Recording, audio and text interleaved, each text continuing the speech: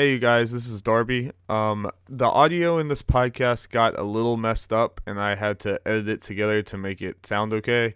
So if at any point in here the audio sounds weird or it sounds like there's some skip and then what we're saying doesn't make sense, I apologize for that. I did the best I could to make everything right, and there really should only be a few instances where something gets weird, but I just wanted to let you know ahead of time so you didn't think something was going wrong.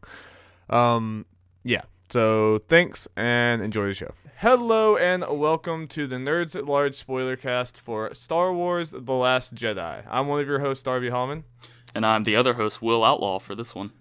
And this is our first time recording remotely, so hopefully this goes all right. This is also the first time Jeff has not been on a Nerds at Large recording. Oh, wow. Okay. So I think I'm officially the only one who's been on everything. So wow, so you are you're the face of the company. I am the face of the company, I guess. The company, quote unquote. Our huge company. Will, how's your Christmas been? I am stuffed with food. Oh yeah, it's been real nice. It's been good being home and eating a lot. Yes. The last week of school, I think I was eating like fried eggs just every day. Just not a good look. The sheer amount of cookies I've had the last 4 days is kind of shameful. Yep. To be honest. I feel you. Yeah, but as much as we could just talk about Christmas forever, I do want to get into this movie because, this is probably the first time I've been any sort of discussion with you on the podcast or anything where I have no clue what you think about this. And it's no secret, this is one of the most divisive Star Wars movies out there so far. I mean, the responses have been kind of all over the place. Yeah. And I'm very interested to see where you fall. So if you haven't watched these Spoilercasts before, we're going to start out with a spoiler-free talk for just a few minutes. Okay. And then we'll go into a spoiler, full-on spoilers. So we'll just spoiler-free impressions. Do you like The Last Jedi, and do you think people should see it? I did like The Last Jedi, and I definitely think you should see it. Yes. Yeah. That's my brief answer. How about you? My answer is a lot more complex. Okay. Because it's weird. I've had a bunch of I've thought about this movie a lot, and I've had lots of up and downs as I thought it. Initially coming out of the theater, I was disappointed. I thought that going in, because the critic score on Rotten Tomatoes was 93%, and then the user score was 55%. I couldn't believe that gap when I first saw it. Oh, and usually if there's a gap like that, it's the opposite. Yeah, it's direction. the other way. It's the other way around usually. So because of that gap, I thought we were guaranteed that the movie making stuff, the cinematography and pacing and that kind of thing, I thought it was going to be for sure a well put together movie on that respect, and I thought the problem was going to be it's not Star Wars enough. Mm-hmm. And the lore problems and everything. So I was kind of floored when, honestly, even the more I think about it, I do not think this is a very well put together film. Because, well, I was gonna say, whenever I was watching that movie, it surprised me that the critics were rating it that high. Because I liked it, I did, but I don't know how it has a 93% on Rotten Tomatoes. I guess I can put it that way. Yeah, because I have a number of I'm gonna sound like a rambling madman because I have my complaints and then praises are kind of all over the place. But one of my biggest complaints about this movie is I feel like there is about 45 minutes that I could take out of it and it would not hurt the film at all. It would probably actually make it better. There's lots of just It was probably all of Finn and Rose. Yeah, that could have been taken out. That is what I'm talking about. I won't get into details of what exactly we're talking about, but it's the entire Finn plot. In The Force Awakens, I loved Finn. In this movie, I could not wait for him to get off the screen. Well, yeah, I think it's usually in movies you're able to tell the subplots apart from the main plot after you see it, but in The Last Jedi, it became increasingly obvious which part of the movie you wanted to see more of and which part you didn't really care about. And yeah. So yeah, that was one of the difficult parts of watching that movie. I think that a lot of the fans will probably have issues with, apart from just a lot of the risks and stuff that it took. But when it's weird because I feel like certain parts of this movie, the more I think about it, the more I like them. Like, I'll say, again, without going into spoilers, the stuff with Rey and Luke, I liked a lot. And the more I think about it, the more I like the dynamic of what they did with Luke as a character and everything. But then there's also the stuff with Finn, a lot of the stuff with Poe, and a lot of the stuff with, like, the Rebels. The more I think about it, the more it just drags the movie down for me. So, no, yeah, I can see that. Yeah. It's really weird. So trying to pinpoint how I feel about this movie in just a few words is very hard because, like, I feel like the things that I care about a lot, like the filmmaking part of it, I did not like. So it makes me feel like I really didn't like the movie. But then when I look online and see other people's complaints and I don't agree with them at all, it makes me feel like maybe I'm not quite that far. So I'm somewhere in the middle of all this. I gotcha. Okay. I would say. I would probably say that the only Star Wars movies I think this one is better than is the prequels. I think. Oh, really? Okay. I think The Force Awakens was a much better movie than this, and I would put all of the original trilogy and Rogue One above this movie too. Okay. It's just it had a few too many problems for me, and I feel like I was taken out of the movie a little bit too much. Yeah, I think the first 20 or so minutes, I was actually a little bit bored, I think, in the theater.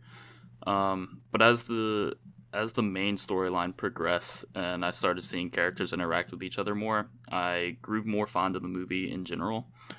I'm trying to think in terms of ranking. I watched The Force Awakens right before The Last Jedi, and I did too. Did you like it as much on the second watch, or it was only second watch for me? But it was the third watch for me, I think. I think The Force Awakens gets worse the further you get away from it. I was gonna say the same thing. I definitely don't think it was bad, but yeah, on a rewatch when the excitement wasn't there as much, it definitely was not as good as you once remembered. It's a lot of nostalgia with that movie. Yes. I mean, the biggest complaint, I think it's a salient complaint, is like it's beat for beat A New Hope. Yep. The Force Awakens is. And if I can give one of the things I can give The Last Jedi credit for is it surprised me where The Force Awakens did multiple not. times too. Yes. And I mean, this was a movie of subverted expectations for sure. Yeah. I saw a lot of critics saying that, and I was curious as to what that exactly meant. But there was many times in that movie where I was pleasantly surprised, and there was a couple times that I was not so pleasantly surprised, but I was surprised nonetheless. And that was interesting. And I mean, I guess in the long run, leading up to this movie, I was saying over and over again, I feel like the worst thing they could do is make this another nostalgia grab and make it like Empire Strike Back beat for beat. Yeah. And they certainly didn't do that. So we'll give them credit for that. One last thing, and then we'll go into spoilers. I'll let you anything you want to say. One of the other big things that I think one of the biggest standouts for this Star Wars movie that I didn't like and kind of just was different, was a weird choice, was the humor. I felt like this was one of the first times I was so aware sitting in that theater, oh, Disney owns this. Yep. The Marvel brand owns this, because there was a lot of Marvel movie type humor that felt like it was kind of shoved into this movie when it didn't exactly fit, in my opinion, at least. Yeah, I think the worst offense of that was actually the very first joke in the very first scene. I think to start out the movie that way really put different expectations than what the movie actually turned out to be. But yeah, that first joke I did not think I was gonna like the movie after that. I guess I've seen a lot of people it's either you like that one or you don't. Yeah. I thought that wasn't the worst offense of it, but to start out the movie that way, I was like, huh. Yeah. This is a weird tone to set immediately. I actually wasn't upset by the porgs. Is that what it is? I thought they were fine. Yeah. That was complete Cute little overreaction. animals. The porgs were fine. Yeah, the porgs were fine. But yeah, no, I know what you meant. I actually didn't think it was as bad as most of the most recent Marvel movies, but there was definitely some forced humor from Disney, as they are apt to do nowadays, apparently. So. Yeah. Sorry, I just we're learning how to do all this. I just realized you've been like very loud in my headphones the whole time. I was figuring out how to solve that, and it's like, oh, it's the volume button on my mic. That's what I should probably do. Yep. I've been trying to fiddle around with that as well. We'll see how this goes. I was trying to do it on the computer, but me and Will are professionals at this, as you can clearly tell. Okay, well, I'm ready to move into spoilers if you are. Yeah, let's do it. Before we move on, I want to get an idea of where you stand in your Star Wars fandom. A 1 being very cursory knowledge, and a 10 being like Star Wars super fan. Where would you rate yourself? I definitely not a 10. Like I think I maybe read a few books of like the expanded universe, but nowhere near like what everyone did. Mm-hmm. So I don't know like what. I mean, I guess I know the films very well. Yeah, but I don't know, like, outside of that. So what is that? What do you think that would put me at? Like a 6 or something? Yeah, or I'd say 7? Like 5 or 6, bro. 6 is good. I'll go with 6. I feel like. How about you? Are you like significantly higher? No, I think I'm probably a 6 or 7. There's been whenever a new Star Wars movie comes out, I always get super deep into it and start looking up lore and stuff like that. But no. I'm not a super fan, but I am a fan, so we're about the same level. That's good. I was interested. Yeah. I mean, Star Wars is one of those you're more likely, like, even with the small amount of people that listen to us, we're more likely to find someone who's a huge Star Wars mega fan than we are all the video games things we talk about. So there's probably someone listening to this that knows a lot more Star Wars than we do. But right. Yeah. All right, well, from this point onward, if you have not seen The Last Jedi, do not listen to this, or if you just don't care, you can listen to it. But there's going to be spoilers for the rest of this podcast, so you have been warned. You have been warned.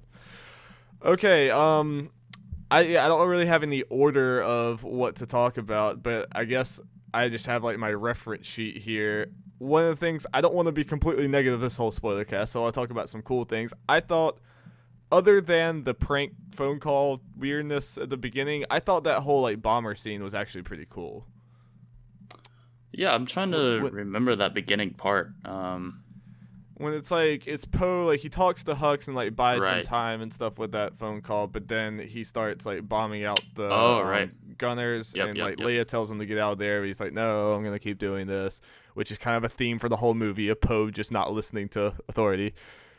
So the bomber scene is also the first look at, I guess, a minor subplot about Rose's sister. Yeah, and that was about the most interesting thing that I think happened with Rose, was her sister dying in a cool way. Fair enough, yeah. It was pretty much all downhill from there for me. Yeah. Yeah, well, I'm sure we'll get more into Finn and Rose's relationship, but I mean, obviously I was curious as to where that was going once she held the necklace or whatever. You knew that someone else was going to have the other half. Right. So, yeah, it was a good little tease of what's to come. But, yeah, I don't think that subplot worked for many, many people. So. No, and I guess we can go there. There is a lot of problems with it, and one of them is I just feel like Rose was a very underdeveloped character who, it did the whole thing, like she fell in love with Finn in the course of like a 12-hour span or something like that. Yeah, that was certainly quick. Yeah, so it was kind of insane there. And I'm just all over the place, but probably my biggest problem with that subplot was, Admiral Holdo or whatever, the Laura Dern's character, the purple-haired lady who replaced Leia. So the entire movie, she's not telling Poe anything. Yep. She's just saying, we're just going to keep going basically until we die. So of course Poe is like, no, we need to do something, and that makes sense. But then it turns out, oh no, she actually had a plan to escape everyone on these ships. So why did she not tell Poe that? Yeah, if she had told Poe that, then Finn's entire plot wouldn't have happened, and the entire conflict of the movie, basically, more or less, also would not have happened. That was a textbook example of manipulating the audience into disliking someone so that they could become a hero at the end. Yep. Which, I mean, it did work in the sense that, yes, you ended up caring about her more, but it just felt... It really? No, I didn't at all. It just felt dumb that she wouldn't have told Poe this. Like, there was no reason not to. They just made him look like an idiot the whole time. And I guess I could see, like, maybe at the beginning you can make the argument she didn't want to tell him because he's just some captain that she doesn't know about. Mm-hmm. And, like, she doesn't want this information to, like, leak out or something. But then when you get to the point where Finn is literally pointing a gun at her, right? Yeah, and he's in full-on mutiny, why wouldn't she say, "Hey, stop! Yeah, I actually have a plan. I have a plan." Yeah, and it's one of my pet peeves in storytelling. Like, Game of Thrones has done this a lot recently, and that's why, like, some of my opinion of, like, the last season of Game of Thrones has gone down a lot. Is anytime your entire conflict can be, like, taken down if the good guys just talk to each other. That's kind of a pet peeve of mine when it comes to this. And this was that on such a large scale that I was thinking about it the whole movie. Like, after the reveal, I was like, what? This doesn't make sense. No, yeah, that is very interesting. Just a little more communication and nothing would have happened. Yeah. You wouldn't have had to have Poe in the story at all, almost. You wouldn't have, and it was, I don't know. That was just a very glaring thing there. Also, the whole thing with, I mean, when I said that I didn't care about Holdo, this movie also did the thing where it introduces a new character and then just very, very shortly after has a very big emotional death scene with just them where you're supposed to care. And it's like, I don't know this lady, like, you know, she's surrounded by Leia and Luke and all these characters, even Rey and Finn, who I know. And it's just, I don't know. It's just, it always seems like it's a flaw when you try to introduce a character and then immediately kill them off like 30 minutes later and have the audience like resonate with it. I'm talking about Rose, I assume?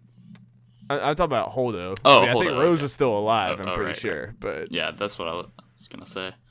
Yeah, I mean, going back to Rose, just how that whole relationship grew so fast.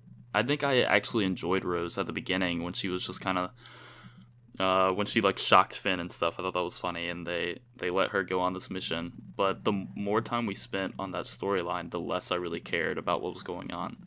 Especially looking back at the movie, because none of that mattered. Yeah. I mean, that's the biggest problem, is that it was already in the moment. It seemed weird. Like, that whole thing just kind of seemed out of place. But then you expect it, okay, well, it's probably going somewhere. Yeah. And then at the end, it kind of really wasn't. I mean, again, that's one of those subversions of how often we think that the heroes are going to actually make a difference or do something in the end, and they weren't able to. Which was interesting, but it did, like, just show me more of Rey and Kylo instead of filling me with that. Or Snoke. Or Snoke. Should we know should nothing we go to Snoke? about Snoke still. Or do you want to go somewhere else? I don't want to like talk too much, but like I guess like while we're here, let's just wrap up Finn and Rose. Okay, yeah. I can't be the only one. Like, that casino planet, it looked like prequels. It looked like something like right out of the prequels with like the CGI like Last Guardian bird dog creatures running around. Yeah. And I don't know, just like visually, something was just very off about that, especially coming off of The Force Awakens when J.J. Abrams like kind of went back to the practical effects that everyone liked in the original trilogy. This just seemed like a puzzling choice to go back to that kind of cool thing. Idea. But once again, it was part of a storyline that I didn't really care about. Yeah.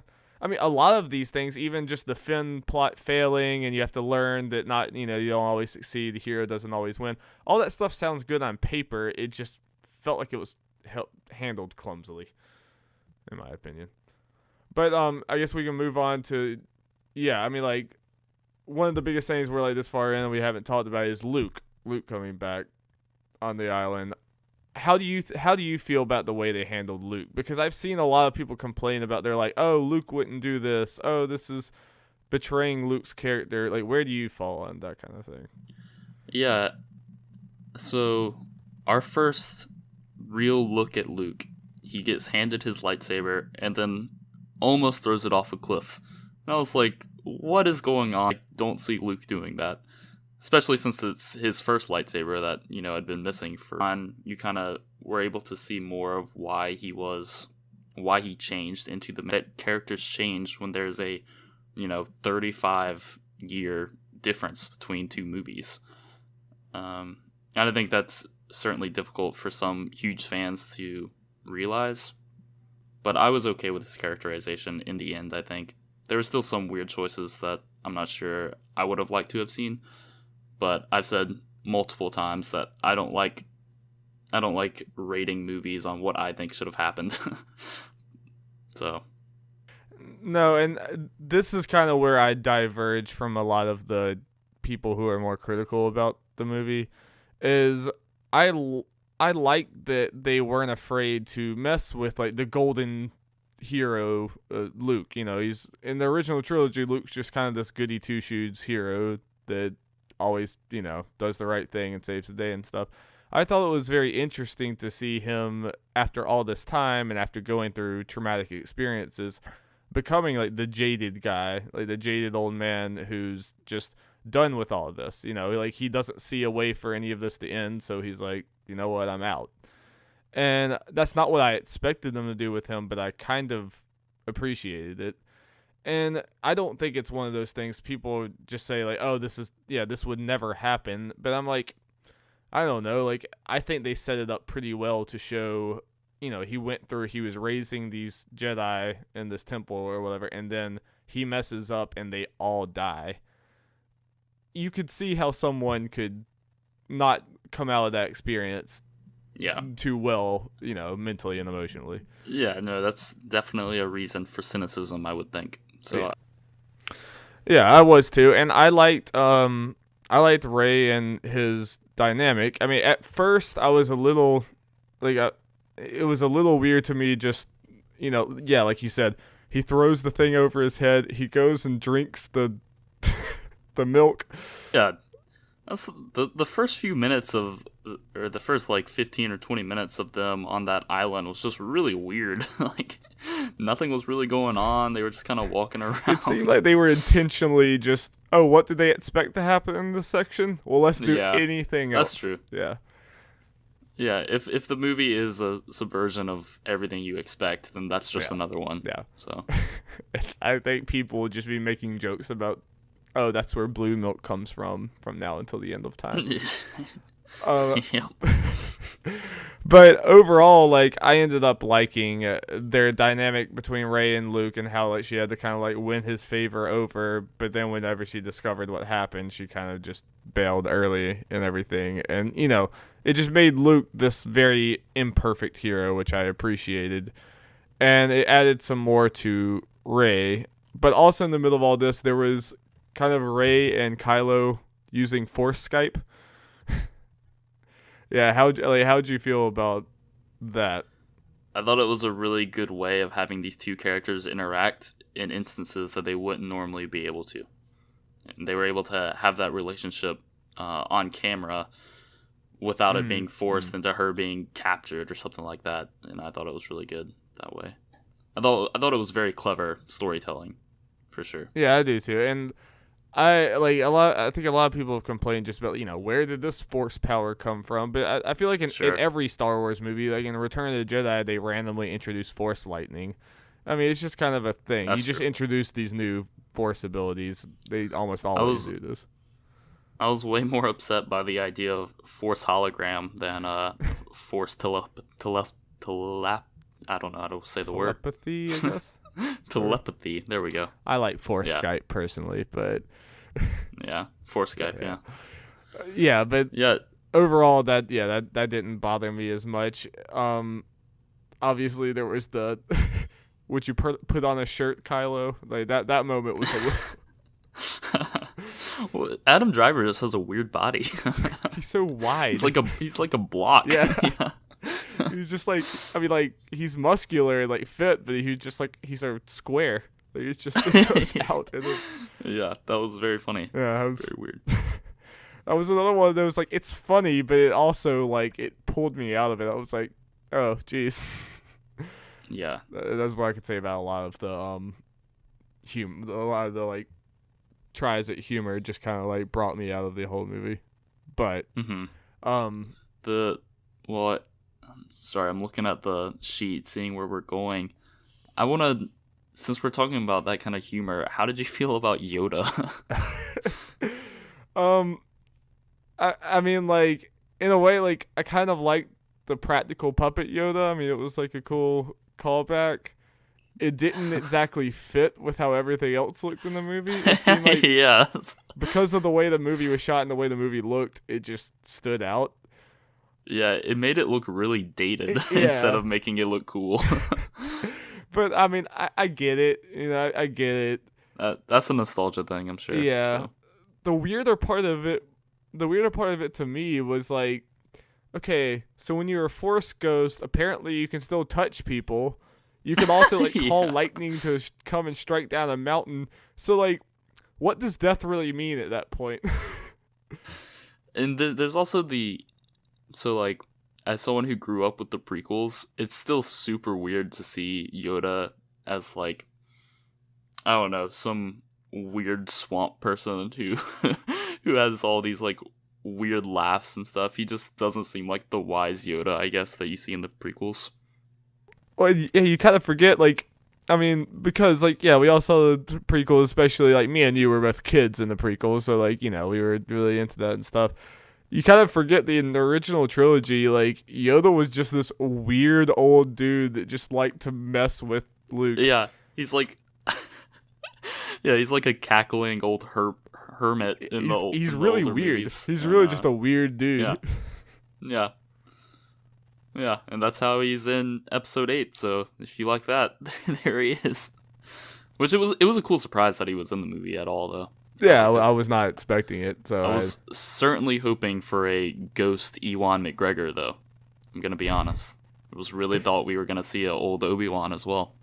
Yeah, some other time. Just bring everyone into that scene. Like every time it cuts, there's a new person in there until like the entire cast is just sitting there in ghost form. There's Liam Neeson. Yeah, that'd be great. Yeah, I would have. Just bring in Hayden Christensen. Whatever. Yeah, that's what I'm saying. We need Samuel L. Jackson too. We haven't seen him in a while. Oh no, but you saw the theories. He's Snoke, right? Oh really? He's white now. Who knows what Snoke is? Snoke's like a zombie man. He could have been anything in his past life. I mean, we can get into that now, unless you have something else on Luke and his island. I guess, are we both pro-Porg? I am pro-Porg, yes. I am pro-Porg. I'm fine with it. I thought they were in there just enough to not be annoying, but not too much, Yeah. Ewoks. I don't think you're going to have a problem with the Porgs. I like the Porgs more than the Ewoks, because the Ewoks were like more a part of that movie. The Porgs were just like a funny, cute little animal. The Ewoks like destroyed the Empire. The Porgs were just there. It was good. Exactly. All right, just wait till episode 9. Revenge of the Porgs. All right, well, yeah, let's move into Snoke. So what are your gripes with Snoke? I think, but I didn't feel like anyone really had a plan for this trilogy. I don't think Rian Johnson was the original director of 8. He might have been. But whoever wrote the script was like, I don't like Snoke. Don't really see where we're going to go with him. So let's kill him. And I think that also goes with a few more instances in this movie, but specifically Snoke. Mm-hmm. I think J.J. Abrams like set up this world and then just left it be, which is fine. But it became clear that there was no long-term plan for the trilogy like I would have expected.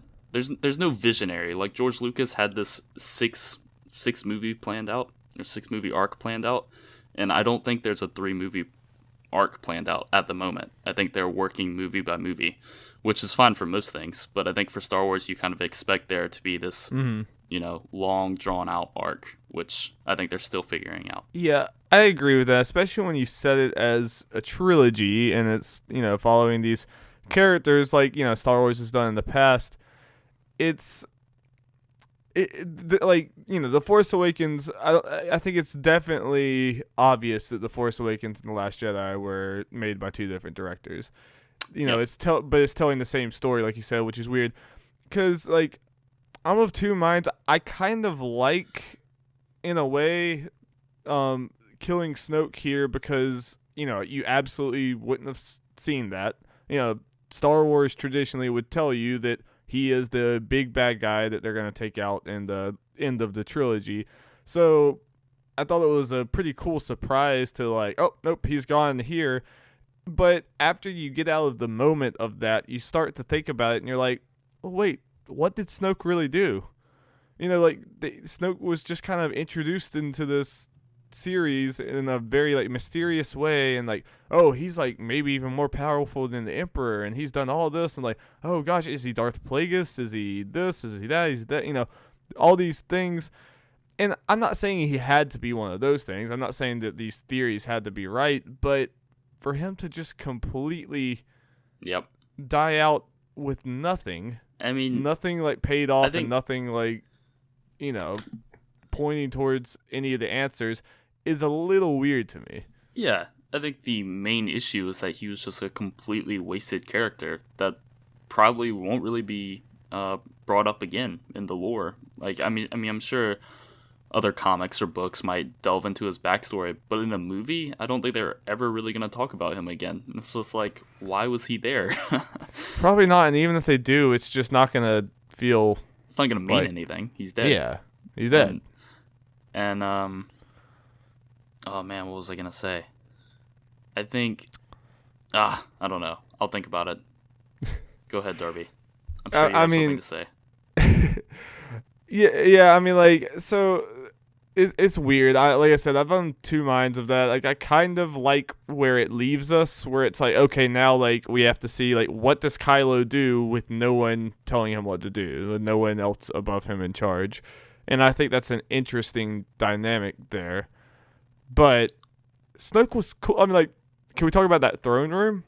That throne room was awesome. Yeah, no, speaking of the throne room, that's what I was going to say. Just from the very beginning of The Last Jedi, when he's actually in human form, and not a huge hologram, immediately you know that they're not treating him with the same mystery as The Force Awakens was. So just from that alone, I think you could understand where they were going. And yeah, I did like how he died. It was exciting to see Kylo Ren do that. And yeah, I don't think anyone expected him to die, which was really cool. But like you said, out of that moment, it weakens the aspect of his character a lot. Yeah. But the throne room was very cool, and that scene was very cool. It was like something out of Blade Runner with the red backdrop, and he was wearing like the gold robes, and they had their like red bodyguards around him. Yeah, I loved how those bodyguards resembled Emperor Palpatine's old guards. Yeah, that was cool. Like, I mean, Snoke, say what you will about him, he knows aesthetic. He knows how to. He knows what he's going for as far as decorations and stuff like that. His throne room was very well furnished. Yes. I think he had a future in interior design if Kylo Ren hadn't killed him. But if he didn't want to take over the universe, he could have. That's true.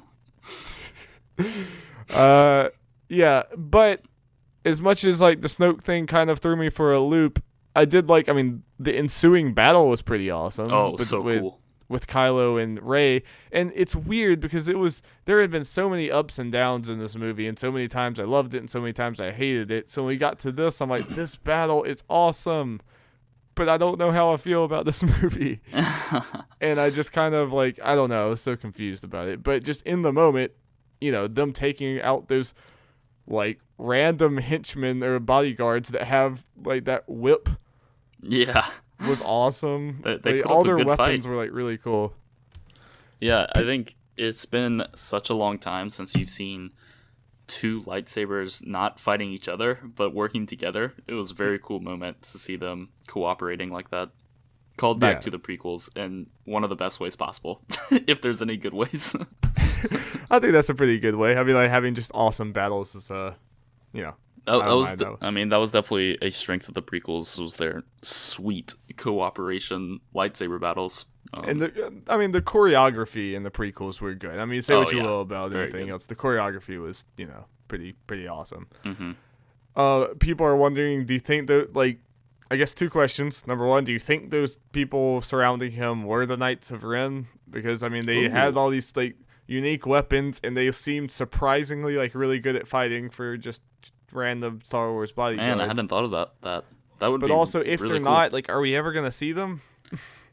Yeah. Or is that just like is that another example of J.J. Abrams setting up a storyline that's just kind of? I honestly think it might be, which is really sad. He is directing the 9th one, so I guess there's a chance for him to bring them back. But I would not be terribly surprised if they said that those people were the Knights of Ren, just so that they don't have to talk about it again. And I mean, they were fantastic fighters and stuff. So. Yeah, they were awesome. Except that one who just got like blended, got like thrown down the hole and just like. I think they intentionally wore red equipment so that you couldn't tell if it was red like body armor or blood that was shooting out. But I was a little surprised. I was like, wow, they just blended a guy in a Star Wars movie. It was pretty brutal. I remember, like, me and Alex, like my roommate, like we as soon as it happened, we looked at each other. We're like, holy crap! Yeah, it was insane. And also like another thing, like this movie, because this movie was like subverting expectations so much, I thought there was a legitimate chance that Rey took up Kylo's offer there when he held out his hand to her. Like, I honestly didn't know what she was gonna do, which is cool.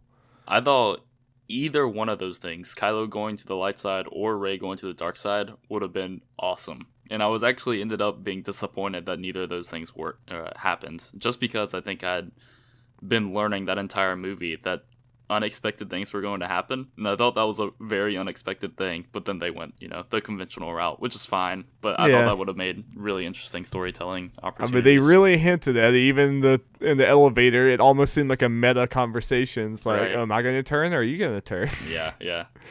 It was like, it almost seemed like fan theories like being talked about in the movie. Do you think that Kylo Ren do you think there's still a chance that he turns to the light side? Or you think...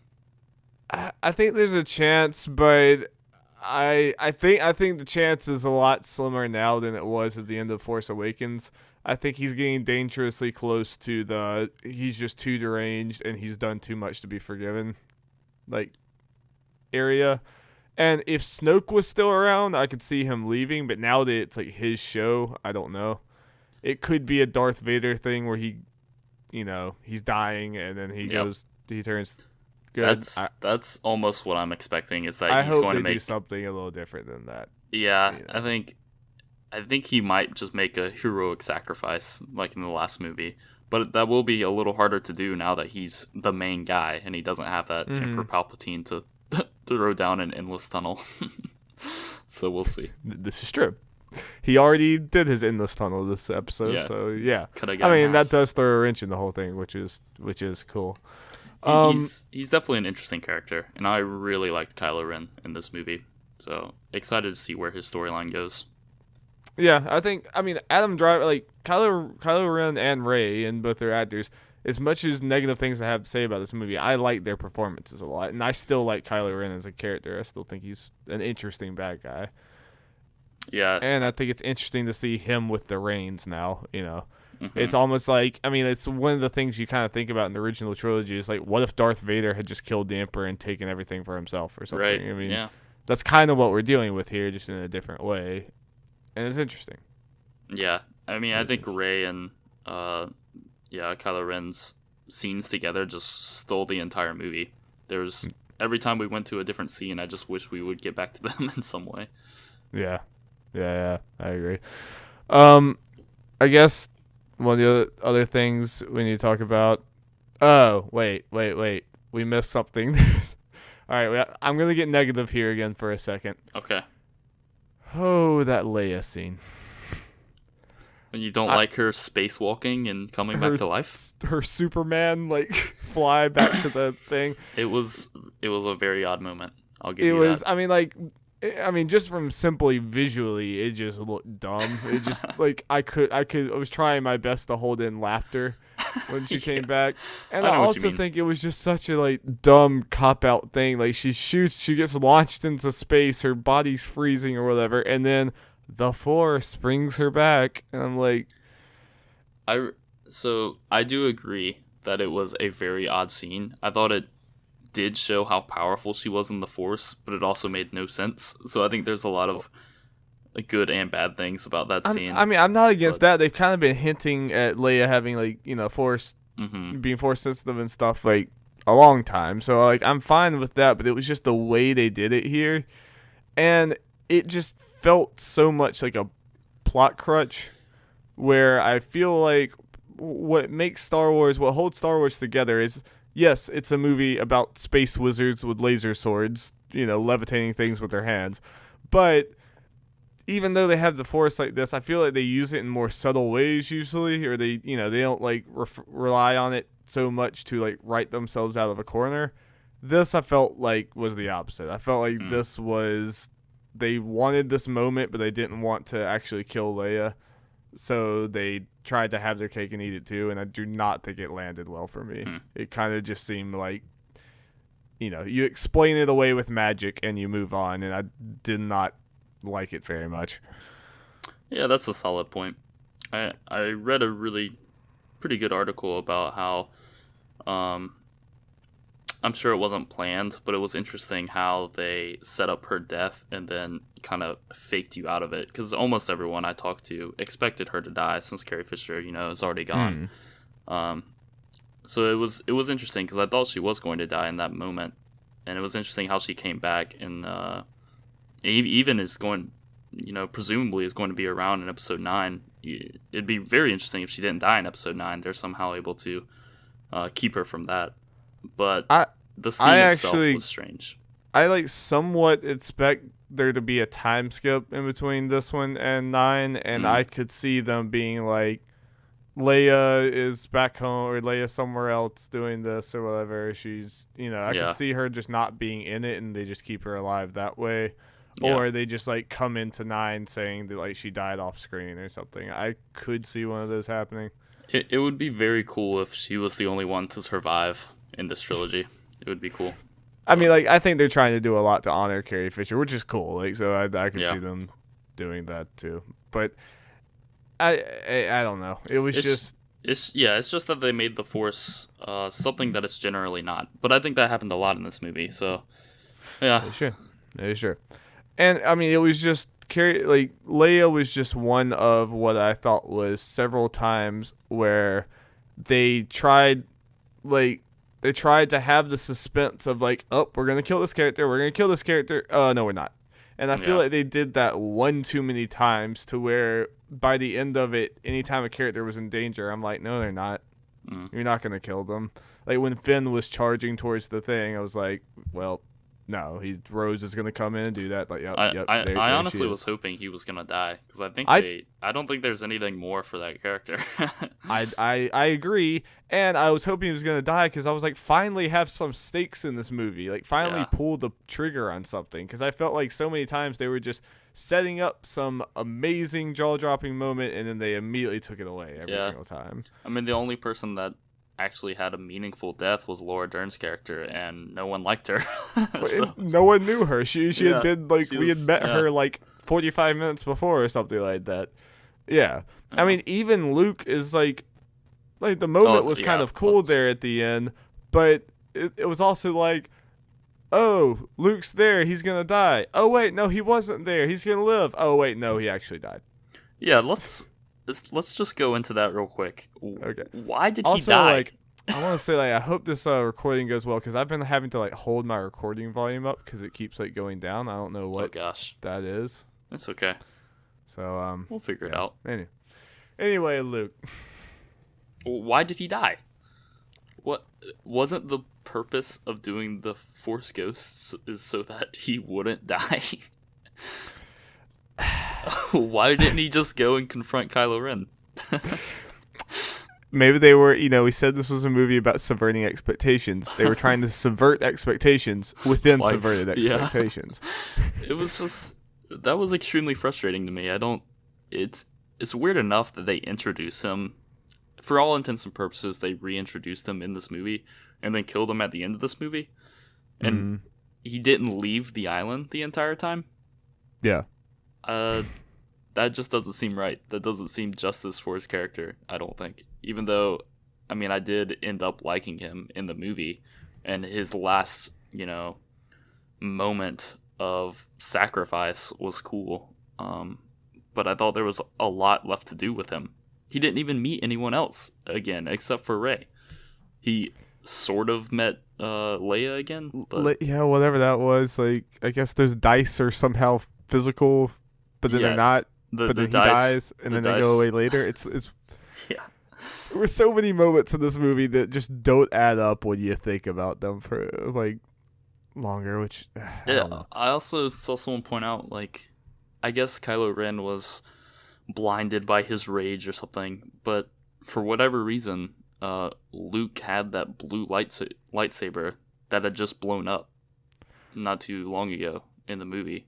I imagine that's because it was a force projection, so I guess that. No, like the real lightsaber. No, that's what I'm saying. It's not the real lightsaber, but you would think that Kylo Ren would know that the real lightsaber is blown up, so it's not really Luke. Whatever. I mean, yeah, it was a weird choice. It was a weird choice to choose that one. I feel like the only reason they chose that was to see if someone would catch it in the theater and be like, "Oh, wait, that's not that," and realize something else. Apparently, people said, I didn't catch this, but apparently when Luke is walking out there, he's not leaving footprints. Oh, apparently. That's interesting. So, like, some people also caught it there too. That's cool. Yeah, there's that. But yeah, this is another one kind of like Snoke, where like on paper it kind of seems cool to like, Luke's using this awesome force thing, and he like, plays into Kylo's like brash nature and his like aggressiveness and everything, and draws him out there when he's not really there and everything. But then just in reality, when you get out of the moment once again, you're like sitting here after the movie thinking, oh, well then what did they really do with Luke, Yeah, it was actually funny in that scene when he died, because whenever they showed it was a Force ghost and he collapsed, I was like, oh, okay, that was really smart of him. That was very cool. Didn't see that coming. And then I'm kind of like just thinking about that in my head. The next thing I know, he's dead. I was like, what? What just happened? I thought he just collapsed because he was exhausted. He actually died just now. I was so confused. I couldn't believe that they had done that. He force died from exhaustion. I don't know. It was like, I guess they wanted to. It was weird. Like it seemed like they didn't want to. They wanted Luke to go out in some like heroic way like that, I guess, but then they didn't. It just seemed like a weird way to write yourself out of that situation, because it almost seemed like, oh, we don't really have anything for Luke to do next movie, so I guess we should kill him off. Yeah, think about how awesome it would have been if Luke had actually gone to the salt planet or whatever. And yeah, people said they like were expecting him to like come in on the X-wing or something. Yeah, imagine if he had come and like was able, like he had just displayed the force powers that no one had seen before, like just completely wrecking one of those AT-ATs or something. Like that would have been so cool, but oh well. It is what it is, I guess. Luke's gone. Yeah. This is, I mean, Will, this movie is just so hard to pinpoint down. There's just so many things that, I mean, the highs are high and the lows are really low. And I don't know. It's going to be weird, like, going forward to see how this movie's remembered, because the internet is just kind of a vile place of arguing about this movie right now. And, I find myself somewhere in the middle with lots of disappointments, but lots of cool moments. I think this was one of those instances where I liked it a lot in the moment, but the more I keep thinking about it, the more I talk about it, it definitely goes down in my mind. I don't think I'll ever dislike it, but it's certainly a movie that has many faults the more you think about it. And it's a bad sign that when we got to that salt planet, I audibly groaned. I was like, God, can this movie end? Like, it felt long. Really? I was getting very tired by the end of it. We also went to a very late showing, to be fair, but I had just felt like the movie was gonna end 5 times before it did. And I was just not up for a whole another scene. Also, I love how the salt planet looked, but overall I didn't really like that whole section. Rose's just lines to Finn after she saved him just made me want to puke. Yeah, that definitely seemed like it belonged in a Pixar movie at the end. It was not. Yeah, it did not fit anything else. And even just again, I was like, you guys met earlier today. Although, to be fair, Finn and Rey's relationship in Force Awakens was very much like that. That is true. That is true. I should be fair with that. Part of it is I just really don't like Rose as a character. Also, that is also part of it. Yeah. So speaking of Rose and Finn's storyline, let's get into Benicio del Toro's character DJ. How did you feel about him? I thought he was very convenient. First off, so just Maz Kanata tells them, oh, there's only one person who can do this. He's on this planet. They go to the casino planet, basically just get arrested for illegal parking. And then they're like, oh, this guy in our cell can do it. Well, it was funny enough that they called Maz for information. They just had to sneak her in. And she's in the middle of fighting people off or something. I don't know. But DJ is the definition of, hey, here's this guy that serves the storyline really well. Yeah. It's even though they failed at their mission to get the guy with the pin on his jacket, there's someone equally as good to do the thing in jail. Exactly. It was weird, and it was just, he was just kind of the icing on top of an already just weird and puzzling storyline that made no sense. Because, I don't know, his character, it was a bit too much to me. I felt like he was overacting that character a little bit. I don't know if that's just me. I know I didn't like his stutter thing. I know what he was going for, but I can't describe it very well. Yeah. I just didn't. I didn't buy his character very well.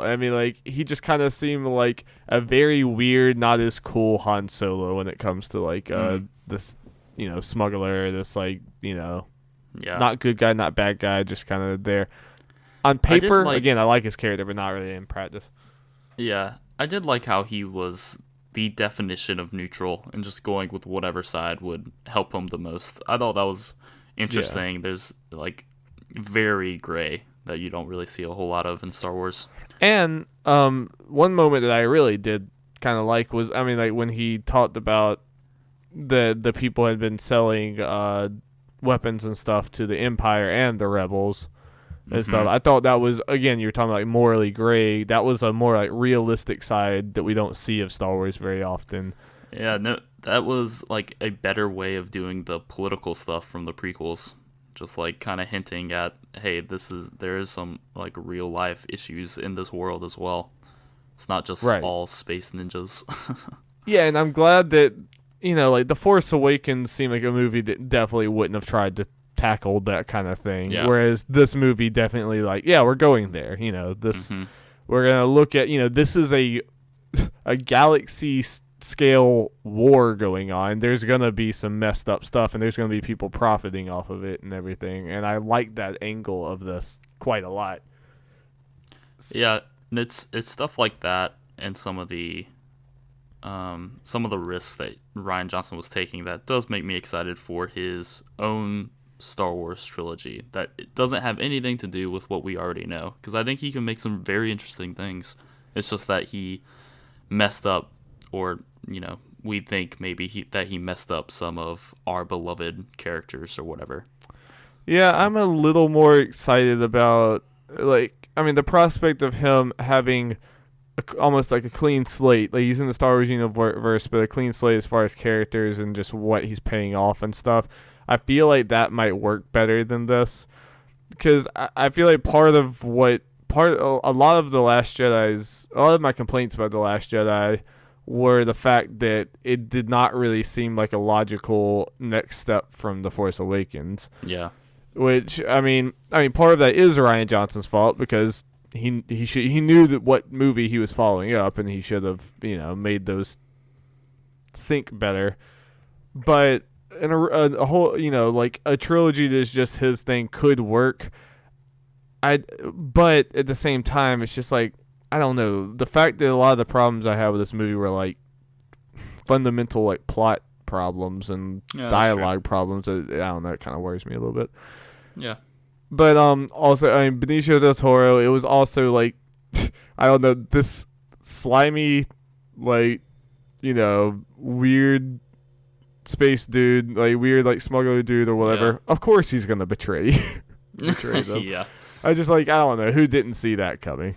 It was smart that they made you like him after he gave back Rose's necklace or whatever, and then immediately had him turn them in. But, yeah. I guess they did start to make you think like, oh, see, he's a good guy, and then nope. Another part of that scene is Captain Phasma. I was just going there. Yeah. How about her in this movie? I thought there was absolutely no way they would waste her again. After The Force Awakens, they built her up as this cool character. You have Gwendolyn Christie, is that her name? You have Brienne of Tarth, from Game of Thrones. Like, she's an amazing actress. You have her as this character. They built her up for The Force Awakens, and then she just has like 5 minutes and gets put into a garbage compactor. So it's like, okay, obviously she's going to be more of a character in this one. Nope. I was gonna, yet another wasted character from J.J. Abrams' mind, it seems like. Because, like you were saying, I think there were a lot of critics of how she was handled in Force Awakens as just someone who was immediately, put up and didn't really have a fight or anything. And I thought they were for sure going to make her like a force to be reckoned with in this movie. But nope, she gets shot at a couple times and deflects the bullets, but... And then Finn just has like a minute and a half fight with her, and she falls into a pit of fire. It's like, which I don't think she's dead, but I still don't think. The thing is, even if she comes back and does something awesome in the third movie, I don't know about you, but I'm gonna feel like it's a little too late for this. Like, yeah. She just do you believe that Phasma is like this badass character she's supposed to be? Because I don't. She does not like. Yeah, not one bit. She's gotten beat by a regular stormtrooper twice now. So it's just not good. And I think this is another one of the bad sides of Disney having Star Wars is gonna be like, there's a lot of things in The Last Jedi that seem like very bad choices because they were for a movie and everything, but apparently a lot of them make more sense if you've read the comic that was released or the book that was released or this or that or that. And I don't want that stuff to start happening where the movies don't give you a complete experience unless you've done all this, looked at all the side stuff. Because apparently there's a Captain Phasma comic that like tells her whole backstory and does all this stuff. People said it's not very good, but it apparently gives her more of a character. But I don't know, the movies should do a better job of showing that as well. Yeah, I mean, that's certainly fine as supplementary material, but for it to make the movie suffer doesn't make sense at all, since that's the main thing that Star Wars is known for, the main medium. So yeah, and this just like, maybe it didn't help that I was already not happy with what they were doing with Finn and this. So the moment of him Finn's side plot already seemed so useless to me. So then whenever he had his big moment of revenge against this character that we've seen for about maybe a total of 7 minutes, it felt like they were paying off something that they didn't even set up right. I also feel like there was really nothing to make revenge against, like in The Force Awakens, she asked to check his blaster, but that was it. Like, yeah, I guess it's implied that, I don't know, he should be taking revenge against the Empire as a whole who abducted him as a kid or whatever. She was just a little mean to him.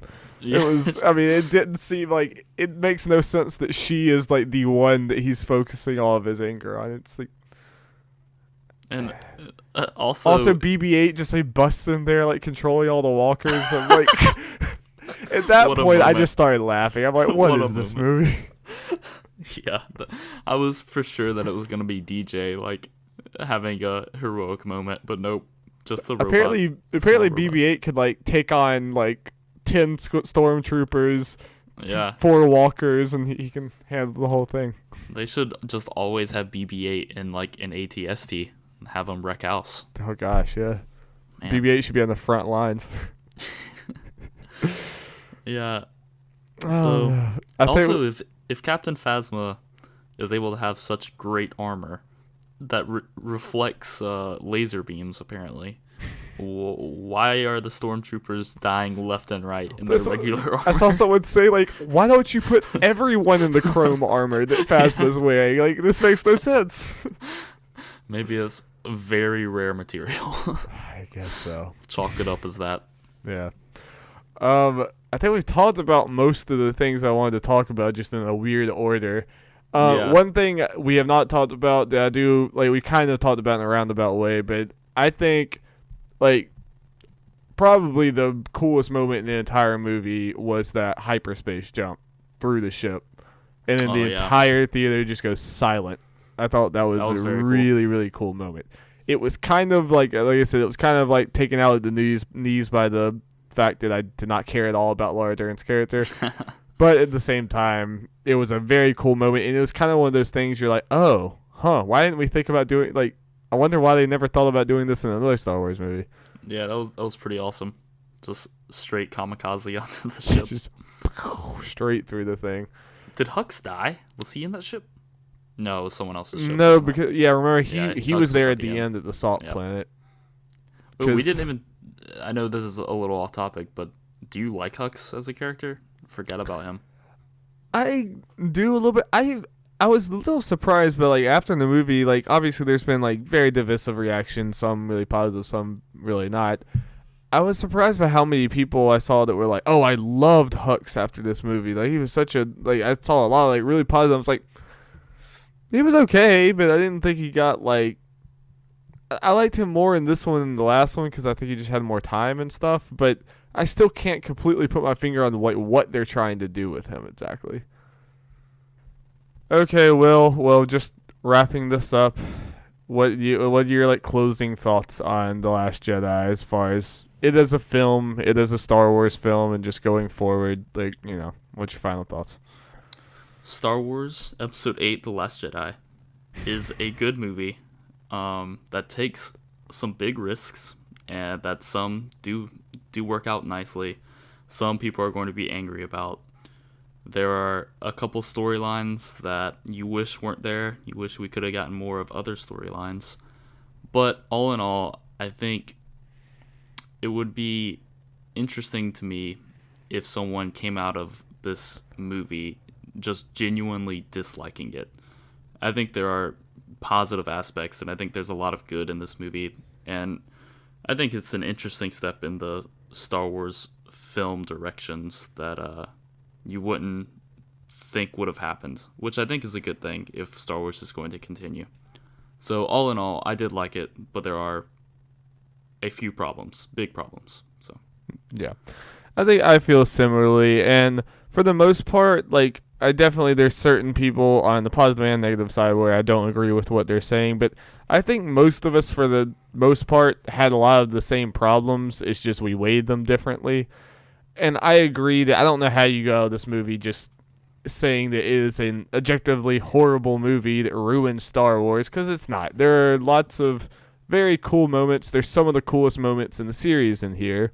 So, I mean, there's good things to pick out of this movie and to look forward to in the future. I do think, I think it fell short of its expectations, which obviously it had very high expectations. And I think that the areas that it got wrong are a little troubling, just thinking about the fact that Disney owns them, and you just think that this is such a well-oiled machine at this point. Some of the things that went wrong are just not what I thought would have went wrong. That being said, overall, I think the movie is enjoyable, disappointing but enjoyable, and I'm not like it. I'm not like leaving this movie saying that, we're doomed, that Star Wars is bad going forward. I hope that they take lessons from this and move it into 9, and to make the cinematography like type things better, and to make this trilogy click more as a series of 3 movies and not just we're making up as we go along, which is kind of what this one felt like. Back, so we'll see. And I think that's heartening for this. Like I think it's probably good for him to finish this off. And I think that was a really good way of saying things. I think it is somewhat disappointing, but it's also very enjoyable. So it is conflicting in aspects. At the end of the day, we're still getting new Star Wars movies with like awesome visuals and all this. And if you went to little kid Darby, like I would be ecstatic about it. So we need to remember that we're still getting Star Wars movies, and Star Wars is awesome. It's a lot of fun. And so I'm trying to be a lot more positive. I definitely have been a little too negative just talking to other people, but I love talking about this movie. I kind of like how divisive it is because I feel like some very interesting conversations have come out of it. And everyone has solid points for the most part. Whenever the conversation doesn't get vile when people are screaming at each other, I think some good conversations can be had. Right. Yeah, I'm somewhat confused as to how many people are rating it 9s and how many people are rating it like 2s, when I'm very much of the mindset that it's like very mid-range. I don't think it's either one of those. I think there's a lot of hyperbole on both sides. I think this is a very just pretty good movie. Like it was an enjoyable movie. It was definitely not excellent and definitely not terrible. It was there. Yeah. So. And you said you do think it's worse than Force Awakens for sure. I do. I mean, mostly because like even though The Force Awakens, I feel like it gets worse as it goes on. As time goes on, I think it's remembered worse. And like it definitely was very safe with the nostalgia stuff. But for introducing this trilogy, I don't think that's the worst thing. I think it kind of needed to set a tone going forward. Yeah, I mean, could you imagine if this was the first movie in the trilogy? Oh, gosh, yeah. People would have hated everyone. And, I mean, they couldn't have done it. It wouldn't have worked. Like, you needed an establishing setup before you had any of the choices they made here. And I kind of understand that to a point. I mean, I think The Force Awakens went too far in that way. But at the end of the day, like, I had... if you're going to movies to enjoy them, I had a lot more fun just from the minute to minute in Force Awakens, and still watching it now, I do. A lot more so than The Last Jedi. And just the fundamental film like aspects of it, I feel like The Force Awakens does a lot better than The Last Jedi. And that stuff means a lot to me. Like, watching a movie and not being pulled out of it means a lot to me, and I was pulled out of The Last Jedi. Like I was pulled out of the immersion very often, and that's a big deal to me. So that's part of why I think I would put The Force Awakens above it. But I think they're both they're both flawed movies, but they're both fun movies. So it's yep. I agree. All right, well. Thank you guys for joining us. I'm glad we finally got to talk about Star Wars. Yeah. Me and Will have been trying to set this up for a while. I'm glad we finally got to do it. So. Yep. It took a while. It's hard not being in the same place. It's very hard. I guess, very end, are you excited at all for Solo? Oh gosh. Because that is the next Star Wars in our lives. Does that have a date? I think it's like May. Oh man, what's going on? I know. I don't know. I think I would be more excited if it was it Lord and Miller? Is that their names? The previous directors that were on that movie? Yeah, I'm not sure. They did the Lego movie or something, but they seemed to be pretty fun directors. And once they got fired and they hired Ron Howard, I was like, okay, not quite sure where this movie's going. I always thought that this one, if one of them was going to completely fall apart, it was going to be this one, just because trying to do Han Solo as a young person and not Harrison Ford, and just like, I don't know, I feel like part of what makes Han Solo a great character is what you don't know, and I feel like this is going to answer questions that no one's asking. Yeah, all you had to know was that he showed up. He was a smuggler, and that makes him far more interesting than I think what they're gonna show. But I do love Donald Glover. We'll see. Yeah, we'll see. I'm not extremely excited for it, but it is a new Star Wars. It's not like Rogue One though. I was stoked. I was so pumped for Rogue One. Yeah. All right. Well, yeah. Me and Will, we might be back to talk about Solo in a few months. This feels weird, but yeah. Yeah. All right, well, thank you guys so much, and definitely check out all of our other spoiler casts, and let us know what you think about Star Wars The Last Jedi. Well, thanks for joining me, Will. Appreciate it. Thanks.